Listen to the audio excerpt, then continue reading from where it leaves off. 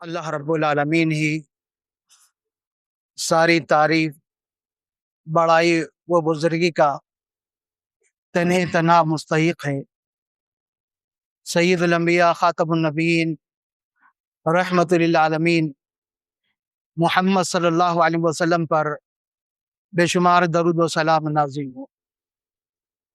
معزز بزرگوں، نوجوانوں اور خواتین اسلام، پچھلے چند جمعات سے قیامت کی نشانیوں کے تعلق سے ہم تفصیل پیش کر رہے تھے، اور آج بھی اسی کی ایک کڑی ہونا چاہیے تھا، لیکن حالات کو دیکھتے ہوئے شہری جمعیت اہل حدیث حیدرآباد و سکندرآباد کی جانب سے تمام مساجد کے خطیبوں کے لیے ہدایت جاری کی گئی کہ اس جمعہ ناحق قتل کے تعلق سے گفتگو کی جائے۔ انشاءاللہ العزیز ہماری گفتگو اسی موضوع پر ہوگی، ناحق قتل سے متعلق۔ یاد رہیں، اسلام دین رحمت ہے۔ اللہ تبارک و تعالیٰ نے اس کی تعلیم میں انسانوں کی بھلائی رکھی۔ اسلام کی تعلیمات کا اندازہ لگائیے نبی اکرم صلی اللہ علیہ وسلم کے ایک فرمان سے کہ آپ فرماتے ہیں کہ لا تدخلوا الجنت حتی تؤمنوا، کہ تم اس وقت تک جنت میں داخل نہیں ہو سکتے جب تک کہ کامل مکمل مومن نہ بن جائے۔ ولا تؤمنوا حتی تحابوا، اور مومن اس وقت تک مکمل نہیں ہو سکتے تم جب تک کہ آپس میں ایک دوسرے سے محبت کرنے نہ۔ اس کے بعد نبی اکرم صلی اللہ علیہ وسلم نے فرمایا کیا میں تمہیں کوئی ایسی چیز بتاؤں جو تمہاری آپسی محبت میں اضافہ کر دے؟ آپ نے فرمایا افشوا السلام بینکم، تم اپنے درمیان سلام کو عام کرو۔ بلکہ آپ صلی اللہ علیہ وسلم کا حکم ہے جنہیں جانتے ہو ان کے ساتھ ساتھ جن کو نہیں جانتے ہو ان کو بھی سلام۔ اور آپ صلی اللہ علیہ وسلم نے قیامت کی ایک نشانی بیان فرمائی کہ لوگ مخصوص لوگوں کو سلام کریں گے، جن سے جان پہچان ہے، جن سے تعلقات ہے، انہی کو سلام کریں گے، سلام عام نہیں کریں گے۔ جبکہ نبی کریم صلی اللہ علیہ وسلم فرماتے ہیں افشوا السلام بینکم، سلام عام کرو۔ اسلام مسلمانوں کو آپس میں ایک دوسرے سے تعلقات کو مضبوط رکھنے کا حکم دیتا ہے۔ نبی محترم صلی اللہ علیہ وسلم فرماتے ہیں المسلم اخو المسلم، ایک مسلمان دوسرے مسلمان کا بھائی، لا یظلمہ ولا یسلمہ، نہ وہ خود اس پر ظلم کر سکتا ہے، نہ ظلم کیے جانے کے لیے اس کو کسی دوسرے کے حوالے کر سکتا ہے۔ اس پر ظلم ہو رہا ہے، اسے دیکھ کر خاموش نہیں بیٹھ سکتا، یہ ایک مسلمان کی علامت ہے۔ مسلمان وہ دوسرے مسلمان کا بھائی ہے، بھائی ہونے کے ناطے اس پر ظلم کیا جائے یا کوئی ظلم کر رہا ہے تو اسے ظلم سہتے ہوئے، ظلم میں پیستے ہوئے نہیں دیکھ سکتا، وہ اسے روکنا چاہیے۔ کیوں؟ اس کی وجہ نبی اکرم صلی اللہ علیہ وسلم نے فرمایا من کان فی حاجت اخیہ کان اللہ فی حاجتی، کہ جو بندہ اپنے بھائی کی ضرورت چاہے وہ کسی بھی شکل میں ہو اس کو پوری کرنے کے لیے کوشش میں لگا رہتا ہے تو اللہ تبارک و تعالیٰ اس کی ضروریات کو پوری کرنے میں لگ جاتا ہے۔ پھر آپ صلی اللہ علیہ وسلم نے فرمایا کہ من کرب عن مسلم کربۃ من کرب الدنیا، کہ جو ایک مسلمان کی دنیاوی مصیبت اور پریشانی کو دور کرتا ہے تو اللہ تبارک و تعالیٰ اس کی قیامت کے دن کی پریشانی کو دور کرے۔ دنیاوی طور پر اپنے مسلمان کی پریشانی کو دور کرے تو اللہ تبارک و تعالیٰ دنیا میں اسے اس کا بہتر بدلہ دے گا، اور قیامت کے دن بھی اللہ تبارک و تعالیٰ اسے اجر دے گا، اور اللہ رب العالمین کے اجر کی شکل ہوگی کہ اس کی مصیبت قیامت کے دن والی اس کی مصیبت کو اللہ تبارک و تعالیٰ دور کرے گا۔ پھر اس کے بعد نبی کریم صلی اللہ علیہ وسلم نے فرمایا من ستر مسلما سترہ اللہ فی الدنیا والآخرہ، جو کسی مسلمان کی پردہ پوشی کرے گا، اس کے عیب کو دیکھا، اس کی برائی کو دیکھا، جہاں تک اصلاح ممکن ہوئی اصلاح کیا، اور اس کے گناہ پر، اس کے عیب پر پردہ ڈال دیا. کس لیے؟ شاید یہ اپنی اصلاح کر لے. تو نبی اکرم صلی اللہ علیہ وسلم فرماتے ہیں اللہ تبارک و تعالیٰ اس کے بھی دنیا اور آخرت کے عیبوں پر پردہ ڈال. یہ تعلیمات اس لیے تھی کہ مسلمان آپس میں ایک دوسرے سے قریب آئیں، اپنے تعلقات کو مضبوط کریں، ایک دوسرے سے محبت کرنے والے بن جائیں. جیسے کہ نبی کریم صلی اللہ علیہ وسلم فرماتے ہیں المسلم للمسلم کالبنیاں، ایک مسلمان دوسرے مسلمان کے لیے عمارت کی طرح ہے، جس کے پتھر اور اینٹ ایک دوسرے سے مل کر پوری ایک مضبوط عمارت کھڑا کرتے ہیں. اس کے بعد راوی حدیث کہتے ہیں نبی کریم صلی اللہ علیہ وسلم نے اپنے دونوں ہاتھوں کی انگلیوں کو دوسرے ہاتھ میں ایک دوسرے میں داخل کیا. اس طرح مضبوط، جس طرح ایک عمارت مضبوط ہوتی ہے اینٹوں سے مل کر، پتھروں سے مل کر، ویسے ہی مسلمان آپسی تعلقات کو مضبوط کر ایک مضبوط و مستحکم معاشرہ دنیا کے سامنے پیش کر سکتے ہیں. اس معاشرے کی مثال دیکھنا ہے تو نبی کریم صلی اللہ علیہ وسلم کے زمانے اور خاص کر صحابہ رضی اللہ عنہم اجمعین کے زمانے میں دیکھی جا سکتی ہے کہ وہ کتنے مضبوط تعلقات رکھنے والے تھے اور ایک دوسرے سے کتنی ہمدردی رکھنے والے تھے، ایک دوسرے کا کتنا خیال رکھنے والے تھے. اس کے برخلاف اگر آج ہمارے معاشرے کو دیکھیں تو پتہ چلے گا کہ ہمارے معاشرے سے ہمدردی بالکل ختم ہو گئی. ایک دوسرے سے ہمیں کوئی ہمدردی نہیں، ایک دوسرے کی مدد کرنا یہ تو ہم جانتے ہی نہیں، ایک دوسرے کی مشکل میں کام آنا اس سے ہمیں مطلب ہی نہیں، بلکہ ہم چاہتے ہیں کہ ہمارا کوئی مسلمان بھائی اچھی حالت میں نہ رہے. جیسے اسے اچھی حالت میں دیکھا، نعمتوں میں دیکھا، اسے حسد کرنے اور جلنے لگتے ہیں اور اس کے نعمتوں کے زوال کی، نعمتوں کے چھن جانے کی تمنا کرتے ہیں. ہمیں برداشت نہیں ہے کہ کوئی ہمارا بھائی اچھی حالت میں ہو، اور اسے حسد کہتے ہیں. نبی کریم صلی اللہ علیہ وسلم نے سختی کے ساتھ منع کیا، فرمایا لا تحاسدوا، کہ لوگوں آپس میں ایک دوسرے سے حسد مت کرو، ایک دوسرے کو دیکھ کر جلا مت کرو. کیوں؟ اس کی وجہ بتائی نبی کریم صلی اللہ علیہ وسلم نے. خاص کر حسد کا نقصان آخرت میں ہونے والا ہے. نبی اکرم صلی اللہ علیہ وسلم فرماتے ایاکم والحسد، کہ لوگوں حسد سے بچو. کیوں حسد سے بچنا کیوں ضروری ہے؟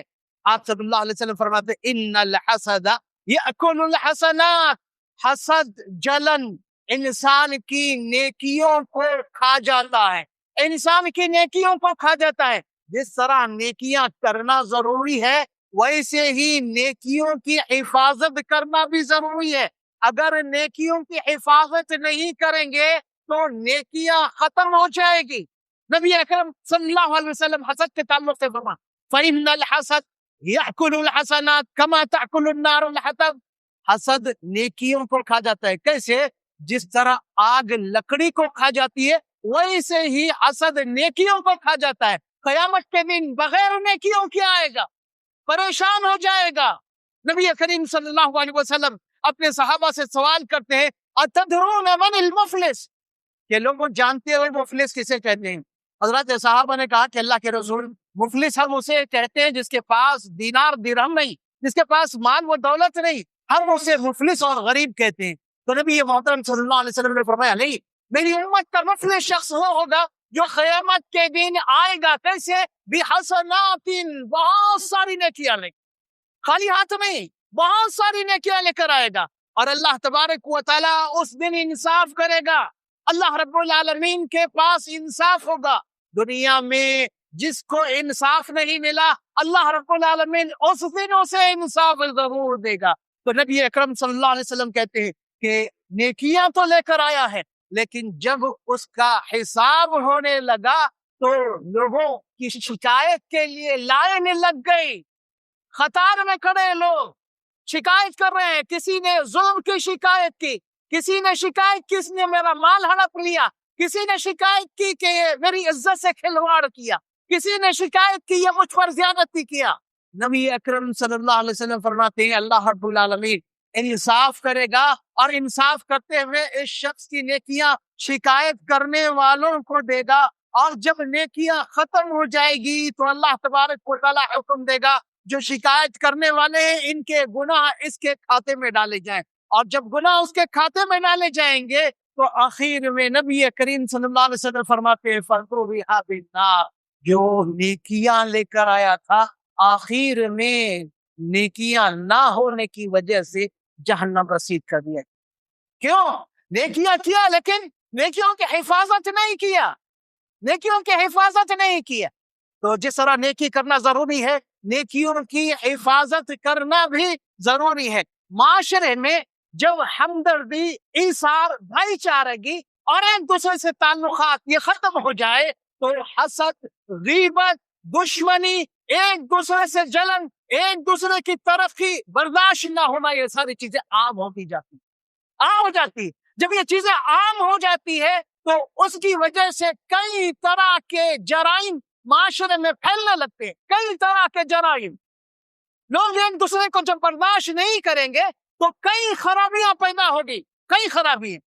اس میں سے ایک بڑی خرابی جو تمام خرابیوں کے بعد ایک انتہائی اقدام ہوتا ہے، قتل ہے، کہ ایک انسان دوسرے انسان کو قتل کر رہا ہے۔ پچھلے چند مہینوں میں حیدرآباد میں قتل کے کئی واقعات پیش آئے، کئی واقعات، اور زیادہ افسوس اس بات پر کہ ان میں سے زیادہ تر کا تعلق مسلمانوں سے، قتل کرنے والا بھی مسلمان اور قتل جس کا کیا گیا وہ بھی مسلمان۔ اگر وجوہات کے بارے میں جاننے کی کوشش کریں گے تو پتہ چلے گا کہ جائیداد کا جھگڑا قتل کے سبب بن، یا پھر آپسی تعلقات، دوستی تھی دشمنی میں بدل گئی، رشتہ داری تھی خلا طلاق کی وجہ سے رشتہ ختم ہو گیا قتل کی وجہ، اسی طریقے سے ایک دوسرے کی ترقی برداشت نہیں ہوئی، قتل۔ اور پھر بہت ساری صورتیں جو قتل کا سبب بن رہی ہے، اگر حقیقت میں دیکھا جائے، اسلامی نظریے سے دیکھا جائے تو وہ وجوہات قتل کی وجہ ہو ہی نہیں سکتی، وہ اسباب قتل کی وجہ بن ہی نہیں سکتے۔ کیوں؟ اسلام معاشرے میں ہمدردی اور محبت کو عام کرنے والا ہے، اور یہ ساری چیزیں آپسی محبت، ہمدردی اور آپسی تعلق، مضبوط تعلقات کے خلاف ہے۔ قرآن عظیم الشان نے قتل کے تعلق سے بڑے واضح انداز میں فرمایا من قتل نفسا بغیر نفس او فساد فی الارض فکأنما قتل الناس جميعا، کہ جس نے کسی کو ناحق قتل کیا، کسی ایک جان کو ناحق قتل کیا، اور فساد فی الارض، یا زمین میں بگاڑ پیدا کرنے کے لیے قتل کیا، فکأنما قتل الناس جميعا، اللہ تبارک و تعالیٰ فرما رہا ہے ایک انسان کا قتل گویا سارے انسانوں کا قتل۔ اسلام نے قتل کی اجازت دی کن صورتوں میں؟ جب قتل حق کے ساتھ ہو۔ حق کے ساتھ قتل یہ کیسے ہو سکتا؟ سب سے پہلی صورت اس کی کہ قاتل نے، ایک شخص نے کسی دوسرے شخص کو قتل کر دیا، کسی دوسرے شخص کو، تو اس کے بدلے میں یہ قتل کیا جائے۔ ایک دوسری صورت کہ شادی شدہ ہونے کے بعد زنا کیا تو اسے سنگسار کے ذریعے قتل کر دیا جائے۔ ایک تیسری صورت اسلامی حکومت ہے اور کوئی شخص مرتد ہو گیا، دین اسلام چھوڑ دیا، کفر کو اپنا لیا، تو اسے بھی قتل کیا جائے گا۔ اب تینوں صورت ان کے تعلق سے یاد رہیں، ان صورتوں میں بھی پبلک کو، عوام کو اجازت نہیں قتل کرنے کی۔ پھر قتل کون کرے گا؟ اسلامی حکومت ہوگی، قاضی ہوگا تو قاضی فیصلہ کرے گا، حکومت عمل کرے گی، افراد نہیں کہ بھیڑ جمع ہو اور اسے مار مار کر قتل کر دے، نہیں۔ سنسار میں بہت سارے لوگ مل کر شریک ہوتے ہیں سنسار کرنے میں، پتھر مارنے میں، لیکن کب؟ جب فیصلہ کیا جائے قاضی کی جانب سے اسے سنسار کیا جائے تب، ورنہ عام طور پر اسلام نے اجازت نہیں دی کہ کسی کو قتل کیا جائے۔ لوگوں کو اجازت نہیں ہے جیسے کسی نے قتل کیا اور سارے لوگ مل کر اس کا قتل کر دے، نہیں، اس کی اجازت نہیں، بلکہ اس پر مقدمہ چلے گا، قاضی کے پاس جائے گا وہ، اور قاضی فیصلہ کرے گا، اس پر عمل حکومت کرے۔ کیوں؟ اس لیے کہ قتل ایک سنگین جرم ہے، اتنا سنگین جرم ہے. نبی کریم صلی اللہ علیہ وسلم نے قتل کا تذکرہ کیا تو فرمایا کہ جو کوئی قتل ہوتا ہے زمین پر اس کے گناہ کا ایک حصہ آدم کے بیٹے کو، قابل کو، جو قاتل تھا، دنیا کا سب سے پہلا قاتل، اس کو بھی پہنچتا ہے. اس کو بھی گناہ میں اللہ تبارک و تعالیٰ اس کے کھاتے میں بھی گناہ ڈالتا ہے. کیوں؟ زمین میں سب سے پہلے قتل کو ایجاد کرنے والا، قتل کا تعارف لگانے والا سب سے پہلے. اور یاد رہے وہ قتل کی بنیاد بھی مفسرین کے مطابق حسد کی وجہ سے یہ قتل ہوا. حسد کی وجہ سے کہ قابل نے حابل سے حسد کیا، دونوں نے قربانی پیش کی اور قربانی حابل کی قبول ہوئی اور قابل کی قربانی قبول نہیں لی، اور اسی حسد کی وجہ سے وہ قتل جیسا اقدام کر لے. نبی کریم صلی اللہ علیہ وسلم کی احادیث ہمیں بتاتی ہے کہ قتل اتنا سنگین جرم ہے کہ آپ صلی اللہ علیہ وسلم فرماتے ہیں کہ قیامت کے دن قاتل مقتول دونوں آئیں گے. مقتول اپنے قاتل کے سر کو پکڑا رہے گا اور اللہ رب العالمین سے کہے گا، درخواست کرے گا کہ اللہ تو پوچھ لے اس سے کس لیے اس نے مجھے قتل، کیا وجہ تھی قتل کی. کیوں؟ نبی کریم صلی اللہ علیہ وسلم نے قیامت کا تذکرہ کیا تو فرمایا کہ یکثر الحرج، قیامت سے قریب ایک بڑی علامت یہ ہوگی کہ قتل بہت زیادہ ہو جائے، بہت زیادہ قتل ہو جائے گا. تو صحابہ نے جب یہ کہا کہ قتل بہت زیادہ ہو جائے گا، یعنی آج ہم جہاد کر رہے ہیں اور بہت سارے لوگ جہاد میں ہمارے جانب سے بھی مارے جا رہے ہیں اور مشرکین کے جانب سے بھی مارے جا رہے ہیں، تو کیا اس سے بھی زیادہ ہوگا؟ تو نبی کریم صلی اللہ علیہ وسلم نے فرمایا تم مشرکین کو قتل کر رہے ہو، اس سے یہ قتل مراد نہیں بلکہ آپس میں قتل زیادہ، آپس میں قتل اتنا زیادہ قتل ہوگا. نبی اکرم صلی اللہ علیہ وسلم فرماتے ہیں کہ قاتل کو یہ پتہ ہی نہیں ہوگا کیوں قتل کر رہا ہے، مقتول کو پتہ ہی نہیں ہوگا یہ مجھ کو کیوں مار رہا ہے. کیوں؟ جذبات میں تیش میں عقل ہاتھ سے نکل گئی، اب عقل پہ اپنے دماغ پہ قابو نہیں، اور جذبات اور غصے کی وجہ سے قتل کر بیٹھا. بعد میں احساس ہونا ہے کیا کی.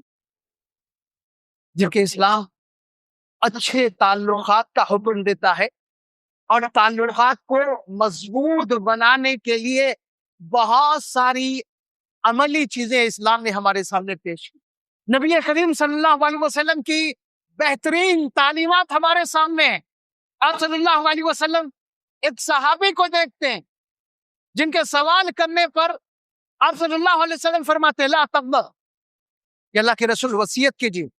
جب آپ نے اس صحابی کی حالت کو دیکھا، آپ جانتے تھے اس کی حالت کے حساب سے آپ نے اسے وصیت کی کہ دیکھو غصہ نہ ہونا، غصہ کرنا چھوڑ دو. کیوں ہے؟ غصہ انسان کو بہت سارے برائیوں کی طرف لے جاتا ہے، بہت سارے برائیوں کی طرف. غصے میں انسان نہ جانے اپنے منہ سے کون سی باتیں نکالتا ہے اسے احساس بھی نہیں ہوا، بلکہ بہت سارے لوگ غصے کی وجہ سے طلاق دے دیتے.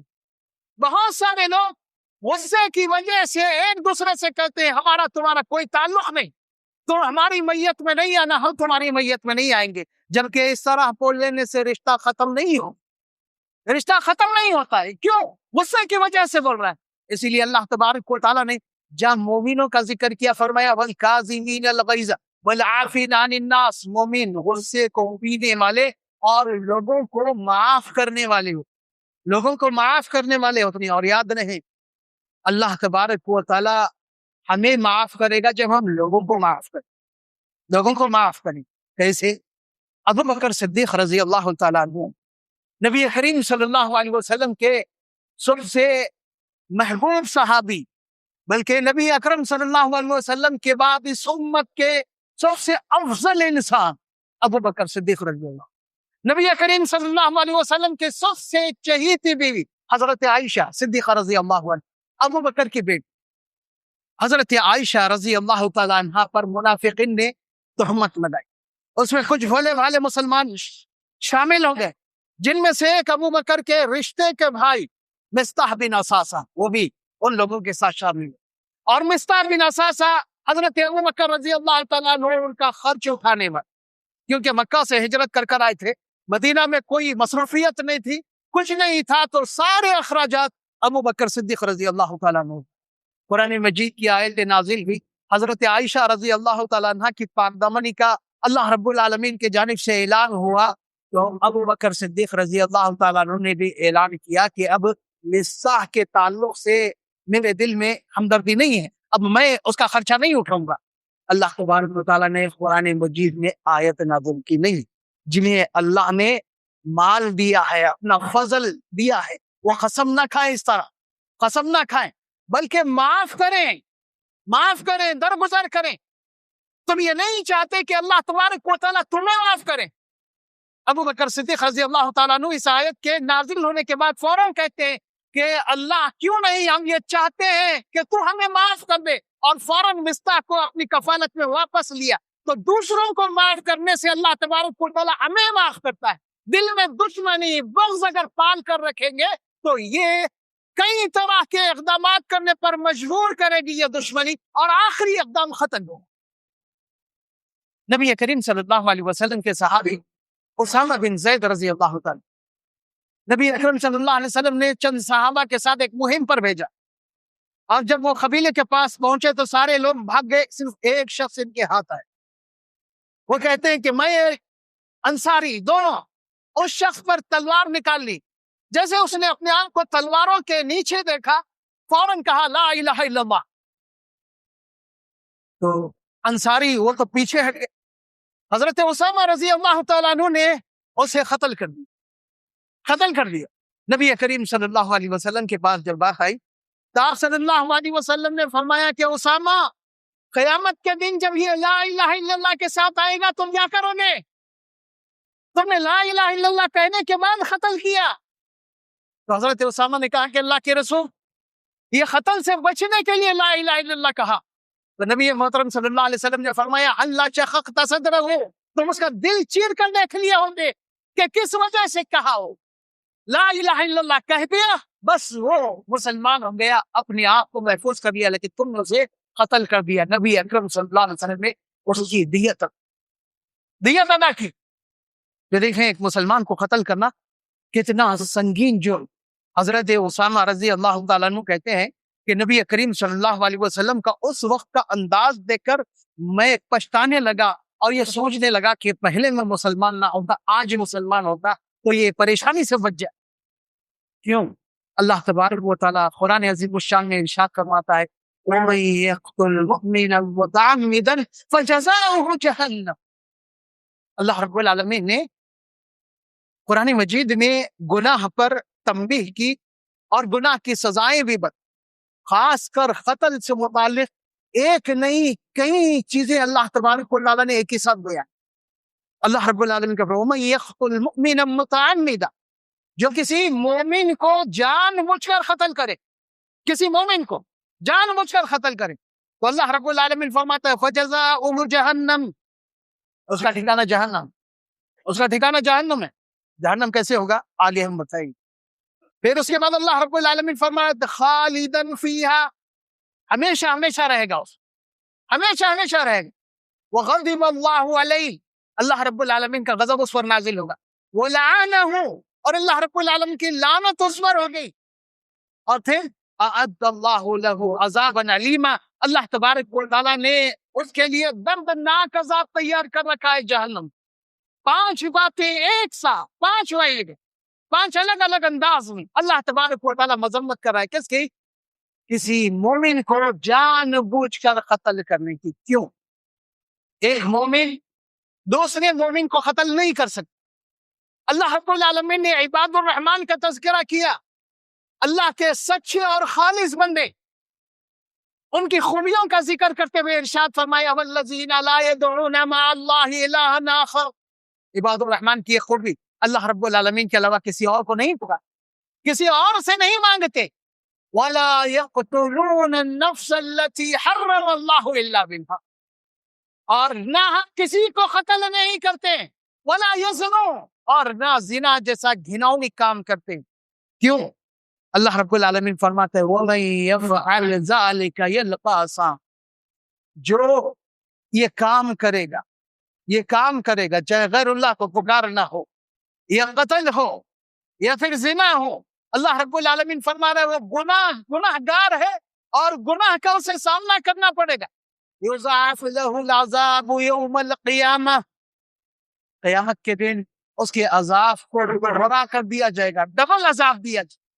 وَيَخْلُدُ فِيهِ مُهَانًا، اور اس میں ذلیل و رسوا ہو کر رہے گا. إِلَّا مَنْ تَابَ، جو توبہ کر لیں سچے دل سے، اپنے اعمال کی اصلاح کر لیں اور اپنے کیے پر پچھتائیں، شرمندگی کا اظہار کریں، تو اللہ تبارک و تعالیٰ نے انہیں اس سے مستثنیٰ کیا. یعنی قاتل اگر بغیر توبہ کے مر جائے تو اس کا انجام بہت برا ہونے والا ہے. قاتل، قتل کرنے والا اگر بغیر توبہ کے مر جائے تو اس کا انجام بہت برا ہونے والا ہے. ایک چیز یاد رکھیں، اللہ کے رسول صلی اللہ علیہ وسلم نے ارشاد فرمایا نعمتان محروم فیہما کثیر من الناس. اللہ رب العالمین کی دو نعمتیں ایسی ہے جس کی وجہ سے بہت سارے لوگ دھوکے میں رہتے، بہت سارے لوگ دھوکے میں. اور دو نعمتیں کیا ہے؟ الصحت والفراغ، ایک اللہ رب العالمین نے صحت سے نوازا، اور دوسری نعمت کہ اللہ رب العالمین نے فرصت عطا کی ہے. مشغولیت نہیں ہے، فرصت ہے، خالی اوقات ہے. تو یہ دو چیزوں کو لوگ غنیمت نہیں سمجھتے، دو چیزوں کو لوگ غنیمت نہیں سمجھتے. اللہ نے صحت دیا، صحت کس لیے دیا؟ کہ عبادات کی جائے اور نیکیاں کی جائے.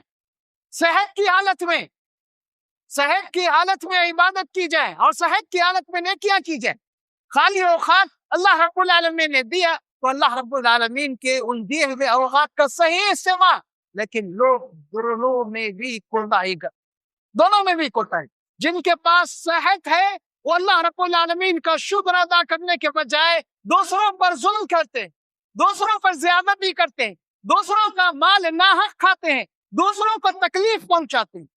اور جن کے پاس خالی اوقات ہے تو اس کا تو پوچھیے مت. خالی اوقات اگر دیکھنا ہو تو مسلمانوں کے پاس خالی اوقات کی کمی نہیں. شہر کے کسی بھی محلے میں چلے جائیں، مسلمان بچوں کا، خاص کر نوجوان بچوں کا جم گھٹا نظر آئے گا. چبوتروں پر ہنسی مذاق کرتے ہوئے، اپنے اوقات کو بیکار کرتے ہوئے، جبکہ اللہ تبارک و تعالیٰ کی ایک نعمت ہے خالی وقت، فرصت کا وقت، اللہ رب العالمین کی نعمت ہے. تو نبی کریم صلی اللہ علیہ وسلم فرماتے ہیں ان دو نعمتوں سے لوگ دھوکہ کھا جاتے ہیں. کیسے دھوکہ کھا جاتے ہیں؟ صحت مند انسان سمجھتا ہے صحت ہمیشہ رہے گی، صحت ہمیشہ رہے گی، اور جس کے پاس وقت ہے وہ بھی سمجھتا ہے ہمیشہ ایسے ہی میں وقت میرے پاس رہے گا، ایسے ہی رہوں گا. لیکن دو چیزیں بھی ہمیشہ رہنے والی نہیں. صحت بھی انسان کے پاس ہمیشہ نہیں رہتی ہے اور نہ فرصت کے اوقات ہمیشہ رہتی. اس سلسلے میں اگر ہم دیکھا جائے مجموعی طور پر مسلمانوں کی حالت، تو ہمیں پتا چلے گا کہ مسلمانوں کی اکثریت حیات طیبہ، پاکیزہ زندگی سے محروم. پاکیزہ زندگی، حیات طیبہ. قرآن نے حیات طیبہ کو ہمارے سامنے پیش کیا. ہم صرف زندہ رہنا جانتے ہیں لیکن زندگی کیسے ہو اس کے بارے میں ہمیں فکر نہیں. حیات طیبہ، پاکیزہ زندگی. پاکیزہ زندگی کسے کہتے ہیں؟ ہر ایک مسلمان کو چاہیے کہ وہ پاکیزہ زندگی کے لیے کوشش کرے. پاکیزہ زندگی کے لیے اللہ تبارک و تعالیٰ فرماتا ہے من عمل صالحا من ذکر او انثى وهو مؤمن فلنحيينه حیاتا طیبہ. جو بھی نیک عمل کریں جو مرد ہو یا عورت، عمل کرنے والا اللہ تبارک و تعالیٰ اجر دینے میں فرق نہیں کرے گا. نیک عمل کرے، مرد ہو یا عورت، وہ مومن، لیکن شرط یہ ہے کہ وہ مومن ہو. اللہ رب العالمین وعدہ کرتا ہے فَلَنُحْيِيَنَّهُ حَيَاةً طَيِّبَةً، ہم اسے ضرور حیات طیبہ، پاکیزہ زندگی عطا کریں گے. پاکیزہ زندگی. اب سوال یہ ہے کہ کیا ہماری زندگی حیات طیبہ، پاکیزہ زندگی ہے؟ کبھی ہم نے سوچا کہ ہماری زندگی پاکیزہ زندگی کہلائی جا سکتی ہے؟ حیات طیبہ کسے کہتے ہیں؟ حیات طیبہ ہمارے سوچ کے بالکل مخالف. ہماری سوچ کے بالکل مخالف. ہم سمجھتے ہیں کہ مال و دولت ہونا اور بیوی بچوں کا ہونا اور ساتھ ساتھ مشکلات اور پریشانیوں سے بچے رہنا یہ بہترین زندگی ہے. نہیں، یہ بہترین زندگی نہیں ہو سکتی. ہمارا ذہن یا ہمارا دماغ تو کہتا ہے بہترین زندگی، لیکن یہ اس طرح کی سوچ دھوکا ہے. اللہ تبارک و تعالیٰ فرماتے ہیں من عمل صالح، مومن ہے اس کے بعد عمل صالح، ایمان اور عمل صالح جس کے پاس ہو، ایمان ہو اور عمل صالح جس کے پاس ہو، حقیقت میں اس کی زندگی حیات طیبہ. حیات طیبہ کیوں؟ مشکلات پریشانیاں یہ انسانی زندگی کا ایک حصہ ہے. اللہ رب العالمین نے آزمائش کے لیے انسان کے ساتھ رکھا ہے. مشکلات سے بچنا، پریشانیوں سے بچنا یہ حیات طیبہ نہیں. مال و دولت کا ہونا یہ حیات طیبہ نہیں، بلکہ اللہ رب العالمین کا فرمان ہمیشہ ذہن میں رکھے کل نفس ذائقۃ الموت، یہ ہر ایک کو موت کا مزہ چکھنا ہے، ہر ایک کو. فرمان انما توفون اجورکم یوم القیامہ، اللہ تبارک و تعالیٰ قیامت کے دن تمہیں تمہارے اعمال کا بدلہ دے گا، اور بدلہ ملنے کے بعد فمن زحزح عن النار وادخل الجنة فقد فاز، جو جنت میں داخل کر دیا جائے گا، جہنم سے دور کر دیا جائے گا، وہی شخص کامیاب. کیوں؟ حیات طیبہ اس کے پاس دنیا میں تھی، پاکیزہ زندگی گزارا ہے دنیا میں، اس لیے جہنم سے دور کر دیا جا رہا ہے اور جنت میں داخل کر دیا جا رہا ہے، جنت میں داخل. اس کے بعد اللہ رب العالمین فیصلہ کن انداز میں فرماتا ہے وَمَا الْحَيَاةُ الدُّنْيَا إِلَّا مَتَاعُ الْغُرُورِ، کہ لوگوں اچھی طرح یاد ہو دنیا کی زندگی سوائے دھوکے کے کچھ، دنیا کی زندگی سوائے دھوکے کے کچھ نہیں. یہاں پر اعمال ہے، عمل ہے، وہاں پر حساب ہے، وہاں پر حساب ہے، عمل نہیں ہے. انسان تمنا کرے گا، خواہش کرے گا کہ اللہ مجھے لوٹا دے، میں عمل کروں گا. اللہ رب العالمین نہیں، اللہ تبارک و تعالیٰ نہیں موقع دے. ایک بار موقع مل گیا، اگر ہم اس کو گما دیں، اس موقع کو گما دیں تو پھر ہمارے لیے پریشانی. اللہ تبارک و تعالیٰ ہر عمل کا حساب لینے والا ہے، ہر عمل کا. بلکہ اللہ رب العالمین فرماتے ہیں فَمَن يَعْمَلْ مِثْقَالَ ذَرَّةٍ خَيْرًا يَرَهُ وَمَن يَعْمَلْ مِثْقَالَ ذَرَّةٍ شَرًّا يَرَهُ. جو کوئی ذرا برابر بھی نیکی کرے گا، اللہ رب العالمین اس نیکی کو قیامت کے دن اس کے سامنے لائے گا، وہ دیکھے. اسی طرح جو ذرا برابر بھی گناہ کرے گا، اللہ رب العالمین اس کو ملائے گا اور وہ اپنی آنکھوں سے اس گناہ کو دیکھے گا. اس لیے نبی کریم صلی اللہ علیہ وسلم فرماتے ہیں اتقوا الظلم، کہ لوگوں ظلم سے بچو، کیونکہ فإن الظلم ظلمات یوم القیامہ، کہ ظلم قیامت کی تاریکیوں میں سے شمار کیا جائے گا. اللہ رب العالمین اس کی وجہ سے تاریکیاں دے گا، اندھیریاں ہوں گے اس کے حصے میں قیامت. تو معاشرہ جب تک اسلامی تعلیمات پر عمل نہ کریں، حیات طیبہ کو نہ سمجھے، اس طرح کے جرائم معاشرے میں بڑھتے جائیں گے. کہیں چوریوں میں اضافہ ہوگا، کہیں ڈاکوؤں کا دبدبہ چلے گا، اور کہیں قتل و غارت گری عام ہوتی جائے گی، اور اس میں اضافہ ہوتا جائے گا. اس لیے دین اسلام کی طرف آئے. دین اسلام دین رحمت ہے، اور نبی کریم صلی اللہ علیہ وسلم کی تعلیمات انسانیت کے لیے نجات ہے، اور بغیر اسلام کے زندگی نہیں. یاد رکھیں، اسلام کے بغیر زندگی نہیں. انسان نہ دنیا میں کامیاب ہوگا، نہ آخرت میں کامیاب ہوگا. نبی کریم صلی اللہ علیہ وسلم کی معروف حدیث ایک بار ہم ذکر کر دیتے ہیں، جس کا آپ نے کئی دفعہ سنا ہوگا، کہ نبی اکرم صلی اللہ علیہ وسلم فرماتے ہیں یتبع المیت ثلاث. یہ حدیث نبی کریم صلی اللہ علیہ وسلم کی انسان کی آنکھ کھولنے کے لیے کافی. تھوڑا سا غور کریں اس پر، کہ انسان کا خاتمہ ہو گئے، موت واقع ہو گئی، اس کا جنازہ جا رہا ہے. جنازے کے ساتھ 3 چیزیں جاتی ہیں: انسان کے رشتہ دار، اس کا ماں، اور پھر اس کا عمل. اس کے بعد نبی اکرم صلی اللہ علیہ وسلم فرماتے ہیں جب خبر بن جاتی ہے، اس کی لوگ دفنا دیے اسے، خبر بن گئی، فیرجع اثنان، 2 چیزیں واپس ہو جاتی. اس کے رشتہ دار بھی واپس ہو جاتے ہیں، اس کا مال بھی خبر تک ہی. وَيَبْقَى وَاحِدُ عَمَلُهُ، اب ایک ہی چیز باقی رہتی ہے، اس کا عمل، اور وہ عمل ہی ہمیشہ اس کے ساتھ رہے، عمل ہی ساتھ رہے.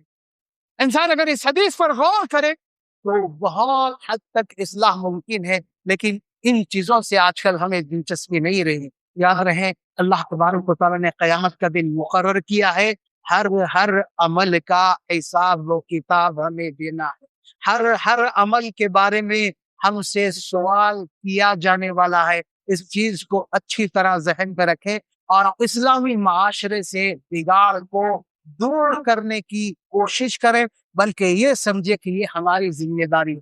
ہر شخص اپنے طور پر کوشش کرے گا تو بہت حد تک حالات بہتر ہوں گے۔ اللہ تبارک و تعالی ہمیں عمل کی توفیق عطا فرمائے، خالص کتاب و سنت پر عمل کرنے کی توفیق دے، ہر قسم کے بگاڑ سے اللہ رب العالمین ہمیں محفوظ رکھے۔ اقول قولی ھذا استغفر اللہ لی ولکم ولسائر